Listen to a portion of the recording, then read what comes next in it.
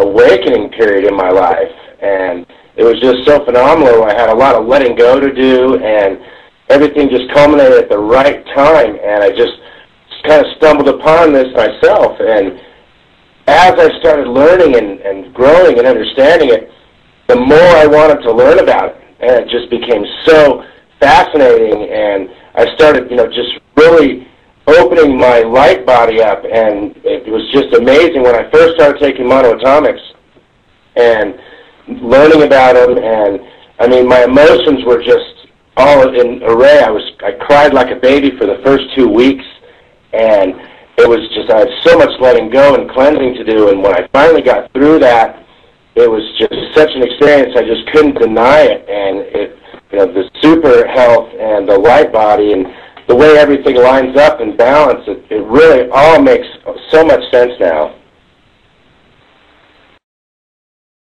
You touched upon a couple of things actually in there when you mentioned earlier about the elitists having access to this knowledge, and I can't deny that. I'm sure you know I didn't find a lot of reference to the Illuminati. That always brings up an interesting topic in the mix. But now, sort of reading from both sides of the coin on that, I was literally getting information that the Illuminati had this knowledge and, of course, kept it amongst themselves, like we were saying, elite society or secret society, perhaps, and because they would have the knowledge and the ability to put these things to use, and then, of course, keep it from the common folk.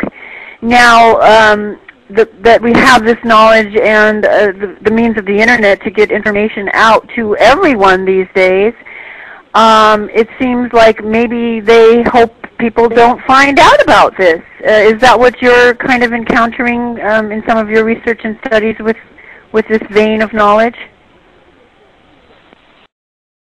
Yeah, it's definitely an underground thing. We're not really in the limelight because the FDA and a lot of different organizations kind of have disbanded this and made this not true science. So, Alchemy's always had a stigma of kind of the voodoo occult kind of angle. So, raising our hands and actually getting the products into people has been a great obstacle and a good fun challenge, because it's about getting the products into people's bodies and awakening the chakras. And it's not about money, but the sources that be really would like to shut people down from not going with the Western medicine trends of drugs and surgery and insurance. And so holistic medication is really on the rise. Mm-hmm. To add to that? Mm-hmm. Not too much.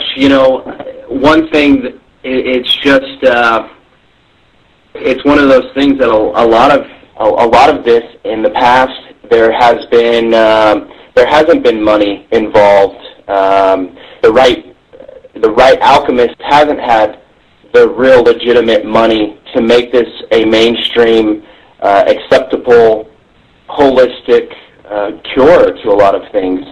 And we're very fortunate to be in a position here over the last few years, and especially this year and going up to 2012, to really put some funding behind legitimate research behind what all of these ancient alchemists we're going to kind of vindicate, so to speak, a lot of the past history, and we're real excited to be a part of that and just kind of bring that forth. And that's one thing I do want to mention. A lot of people think that we're the absolute experts, and maybe we sit on a pedestal, and that's not the case at all. We're not the smartest guys out there. We learn every day from the people that find us and have sought us out based on what we're involved in. And that's what's really taken this forward, is the whole world's energy is really finding a way to circumvent what we're subject to on a daily basis with all of the harmful things in the world. This is something that can really come about and fix a lot of our problems.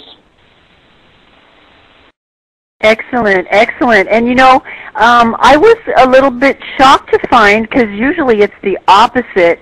I actually found the traditional medicine. I found a couple of sites just in glancing briefly the other evening that actually support gold treatment in as far as in controlling some types of arthritis and related diseases.